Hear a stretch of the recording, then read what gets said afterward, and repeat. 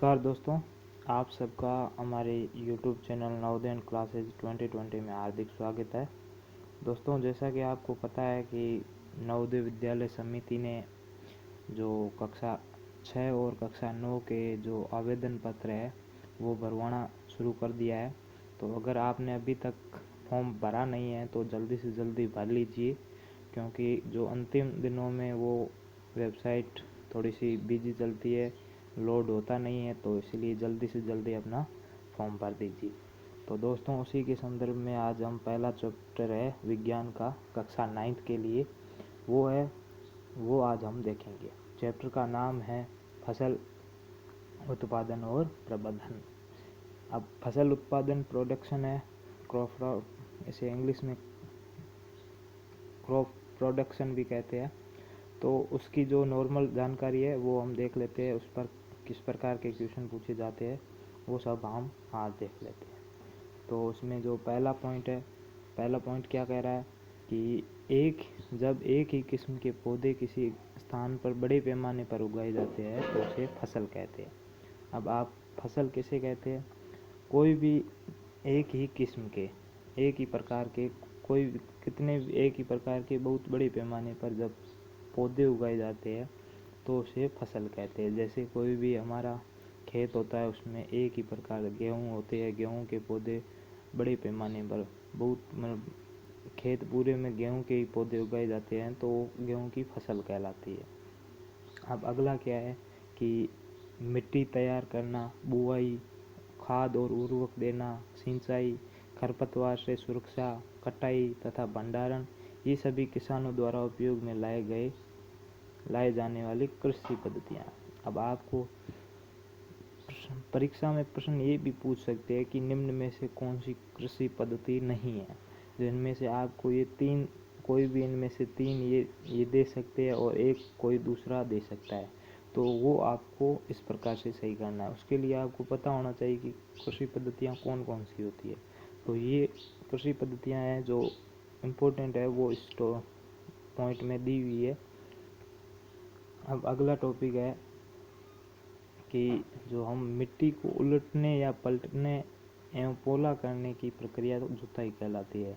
जुताई किसे कहते हैं? तो जुताई, हम खेत बोते हैं तो उसमें जो ट्रैक्टर द्वारा कल्टी से मिट्टी को उल्टा और पलटा देते हैं, तो उससे जो मिट्टी थोड़ी सी पोली हो जाती है, जिससे फसल मतलब कि बीज अंदर चले जाते हैं। नहीं तो हम सीधा डालें तो बीज ऊपर ही रह जाते हैं, तो मिट्टी उल्टे और पलटने से मिट्टी पोली हो जाती है, जिससे बीज ज़मीन के अंदर चले जाते हैं और वही जिससे फसल उग जाती है। इसी प्रक्रिया को हम क्या कहते हैं? जुताई।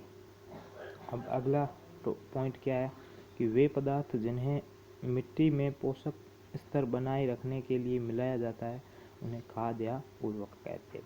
अब कई बार क्या होता है कि मिट्टी अपने पोषक तत्व खो देती है या फिर फसल अच्छी नहीं होती, तो उसे पोषक स्तर बनाए रखने या फसल अच्छी बनाए रखने मतलब उगाने के लिए हम उस फसल बोने के बाद उसमें क्या कर देते हैं? खाद या उर्वरक का छिड़काव कर देते हैं, जिससे कि फसल अच्छी हो जाती है। अब अगला टॉपिक क्या है? अगला पॉइंट है कि जैविक खाद बनाने के लिए अपशिष्टों एवं अपघटन सूक्ष्म जीवों द्वारा होता है। अब जैविक खाद किससे बनती है? जैविक खाद जो हमारे सूक्ष्म जीव होते हैं उनसे बनती है, या फिर अपशिष्ट पदार्थ कौन कौन से होते हैं? ये गाय का गोबर हो गया वगैरह वगैरह, ये सब अपशिष्ट पदार्थ में आते हैं। तो ये जैविक खाद होती है, वो ज़मीन को बहुत फ़ायदा देती है, इसलिए जैविक खाद लोग ज़्यादातर देते हैं। तो ये एक तो जो अपशिष्ट पदार्थ होते हैं जैसे कि गाय का गोबर, मानव कंबल वगैरह, तो ये सब अपशिष्ट पदार्थों में आता है। तो इनको भी लोग खेतों में अपने छिड़काव करते हैं। और उसके बाद क्या आता है? खेतों में लगातार फसल उगाने पर खेतों में पोषक तत्वों की कमी हो जाती है। अब खेतों में लगातार अगर हम फसल उगाते जाएंगे और उसमें उर्वरक या खाद मतलब उर्वरक डालते जाएंगे या फिर लगातार फसल उगाते जाएंगे, तो उसमें जो खेत की ज़मीन होती है उसमें पोषक तत्व जितने होते हैं उसमें कमी हो जाती है, क्योंकि हर बार फसल उगाती है तो वो पोषक तत्व फसल के लिए महत्वपूर्ण होते हैं तो वो ले लेते हैं, बाद में कुछ बचता है नहीं। तो इसलिए वो खेतों में लगातार फसल उगाने से पोषक तत्वों में कमी हो जाती है। अब यहाँ पे हमें दिया हुआ है कि यूरिया है, अमोनियम सल्फेट, पोटास आदि उर्वरक है। अब ये आपको ये भी प्रश्न बन सकता है, क्या प्रश्न बन सकता है कि निम्न में से उर्वरक कौन सा नहीं है, उर्वरक कौन सा है या कौन सा नहीं है। तो आपको जो 3 मोस्ट इम्पोर्टेंट है वो याद रखना है, एक पोटास है, एक अमोनिया सल्फेट है और एक यूरिया है। प्रश्न ये भी पूछ सकता है कि निम्न में से कौन सा उर्वरक नहीं है, तो आपको ये 3 ऑप्शन दे देंगे, एक कोई जैविक खाद का दे देंगे, तो वो आपको पता होना चाहिए और जैसे आप सही क्वेश्चन सही कर सकते हैं। आगे क्या है, उर्वरक फैक्ट्रियों में बनाया जाता है, खाद जैविक प्रक्रिया द्वारा बनाया जाता है। अब उर्वरक होता है वो फैक्ट्रियों में बनाया जाता है, उर्वरक है वो फैक्ट्रियों में बनाया जाता है, केमिकल होता है, इससे ज़मीन ज़्यादा खराब होती है वगैरह वगैरह। और जैविक खाद है वो अपनी एक प्रक्रिया द्वारा बनता है, खाद होती है वो जैविक प्रक्रिया द्वारा बनता है, वो मतलब कि नेचुरल होता है, इससे ज़्यादा ज़मीन खराब नहीं होती है। इसीलिए लोग ज़्यादातर जैविक खाद का प्रयोग करते हैं, न कि उर्वरक का। उर्वरक में क्या होता है कि रासायनिक पदार्थ ज़्यादा मिले होते हैं, इसलिए ज़मीन को भी खराब करते हैं। अब आगे क्या दिया हुआ है, केंचुए एवं सूक्ष्म जीव मिट्टी को पलटकर पोला करते हैं तथा हामुस बनाते हैं। वे रासायनिक प्रक्रिया द्वारा मिट्टी की उर्वरकता की शक्ति को बढ़ा देते हैं। जो ये सूक्ष्म जीव होते हैं ये मिट्टी को पलटते भी है और इनसे ये हामुस बनाते हैं। अब ये जो होते हैं ना केंचुए, ये कोई खाद होती है उसमें, उस खाद में होते हैं, तो ये उस खाद को एकदम पौष्टिक खाद बना देते हैं। वो पौष्टिक खाद बना देते हैं जिससे फसल और भी अच्छी हो जाती है। इसलिए ज़्यादातर लोग जो केंचुए का प्रयोग करते हैं अपनी खाद बनाने के लिए, ताकि फसल अच्छी हो और जो मिट्टी की है उर्वरकता वो भी कम ना हो। अब आगे क्या है, कल्टीवेटर का उपयोग से श्रम और समय की बचत होती है। अब जो कल्टीवेटर क्या होता है कि जो ट्रैक्टर में होता है, ट्रैक्टर अगर कल्टी हम लगाते हैं उससे क्या होता है कि एक तो श्रम और एक समय दोनों की बचत होती है। पहले क्या थे कि लोग बैलों के पीछे हल जोड़ देते थे, उससे समय ज़्यादा लगता था और जो श्रम होता था वो भी अधिक लगता था, जो काम हम करते हैं काम भी हमें ज़्यादा करना पड़ता था। लेकिन अब क्या है, कल्टीवेटर है तो वो ट्रैक्टरों के पीछे अपने आप मशीनों से अपन को क्या करता है, बीज डालना पड़ता है और वो अपने आप खेत की जुताई कर देती है। उसके बाद क्या है, फसलों का आदान प्रदान कर बोना फसल चक्रण कहलाता है। अब फसल चक्रण क्या होता है, फसल चक्रण फसलों का अदल बदल कर बोना, मतलब कि हम पहले जो हमारी जो सीजन चलता है, जो ऋतुएं आती है, जैसे गर्मी में हम ये वर्षा ऋतु में हम गवार बाजरा वगैरह ये बोल देते हैं और शीत ऋतु आती है तो गेहूँ चने वगैरह ये बोल देते हैं। तो इन अदल बदल फसलों का अदल बदल होता रहता है, यही फसल चक्रण कहलाता है। पहले हम ग्वार बो दिया, फिर चने बो दिए, गेहूँ बो दिए, ये फसलों का चक्रण कहलाता है, अदल बदल कर बोना।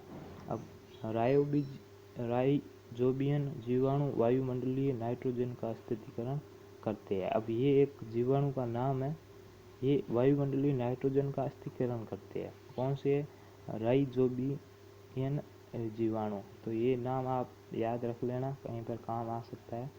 अब अगला पॉइंट है कि मोट चैन पंप, ढेकली, रहट, ये सभी सिंचाई के पारंपरिक तरीके हैं। जो ये अब पारंपरिक तरीके और गैर पारंपरिक तरीकों पर भी एक प्रश्न पूछ सकता है। तो ये तरीके हैं जो आप याद रख लेना कि मोट, चैन पंप, ढेकली, रहट आदि सिंचाई के पारंपरिक तरीके हैं। अब आगे क्या है कि खाद में ह्यूमस की मात्रा होने के कारण मिट्टी में जल धारण की क्षमता में वृद्धि हो जाती है। अब केंचुए जो खाद में ह्यूमस की मात्रा को बढ़ाते हैं, तो ह्यूमस की मात्रा होने के कारण क्या होता है कि मिट्टी होती है उसमें जल धारण यानी कि जल को ज़्यादा रोकने की ज़्यादा क्षमता में वृद्धि हो जाती है। जो उसकी क्षमता होती है उसमें वृद्धि हो जाती है, जल को ज़्यादा देर तक रोक सकती है, जिससे क्या होता है कि फसल को पानी अच्छी तरह से मिल जाता है और फसल अच्छी हो जाती है। उसके बाद क्या है कि कुएं, जलकूप, तालाब, झील, नदी, बांध, नहर आदि सिंचाई के मुख्य स्रोत है। अब मुख्य स्रोत है, पारंपरिक स्रोत ऊपर दिए हुए थे, तो आप याद रखना ये कुआं होता है, कुएं से भी है, नलकूप है, तालाब, झील है, बांध, नहर आदि सिंचाई की क्या है मुख्य स्रोत है। अब छिड़काव तंत्र किसे कहते हैं? तो छिड़काव तंत्र इस विधि का उपयोग असमतल भूमि के लिए किया जाता है जहाँ जल कम मात्रा में उपलब्ध होता है। तो अब ऐसी कई ज़मीन होती है जहाँ पर ज़मीन असमतल होती है, कहीं पे डिब्बी है, कहीं पे एकदम पट्टी हो गई या उबड़ खाबड़ है, तो वहाँ पे क्या करते हैं कि जल की मात्रा भी कम होती है, तो वहाँ पे छिड़काव तंत्र का उपयोग किया जाता है। तो अब आगे बढ़ते हैं। आगे क्या है कि जब हम एक ही ज़मीन पर बार बार पौधे उगाते हैं तो ये पौधे मिट्टी में से पोषक तत्वों को सोख लेते हैं तथा मिट्टी में इन पोषक तत्वों की कमी हो जाती है। मैंने आपको पहले बता दिया अभी ऊपर कि हम बार बार जब फसलें बोते हैं तो पौधे होते हैं वो मिट्टी से उर्वरता लेते जाते हैं, सोख लेते हैं और मिट्टी में बाद में उर्वरता नहीं बचती है। इस कारण से मिट्टी में जो पोषक तत्वों की होती है वो कमी आ जाती है। अब आगे क्या है, फसलों में पौधों के साथ कुछ अनचाहे पौधे भी उग जाते हैं जिन्हें हम खरपतवार भी कहते हैं। हमारी जो मेन फसल होती है जैसे गेहूँ बो दिए, ग्वार बो दिया, चना बो दिया, उसके साथ कुछ फसल उगाने के बाद उसके साथ कुछ घास उग जाती है, जैसे कई प्रकार की घास होती है, वो घास उग जाती है। उसी घास को हम क्या कहते हैं, साइंस की भाषा में खरपतवार कहते हैं। आगे क्या है, फसल या फसल उत्पादों को हानि पहुंचाने वाले जीवों को मारने वाली रासायनिक दवाओं को पीड़कनाशी कहते हैं। कई बार क्या होता है कि हमारे जो फसल उगाने के बाद कोई हानिकारक जीव होता है जैसे तिल हो गया या फिर कोई अलग प्रकार के जीव है जो हमारे पौधों को नष्ट कर रहे हैं, वो खा रहे हैं पौधों को, तो उनसे बचाने के लिए हम क्या कहते हैं, रासायनिक दवाई का प्रयोग करते हैं जिसे पीड़कनाशी दवाई कहते हैं। आगे क्या है कि जो वह मशीन जो हार्वेस्टर और थ्रेशर दोनों का कार्य करती है उसे कंबाइनेशन मशीन कहते हैं। अब हार्वेस्टर और थ्रेशर दोनों का कोई मशीन काम करती है तो उसे हम कंबाइनेशन मशीन कहते हैं।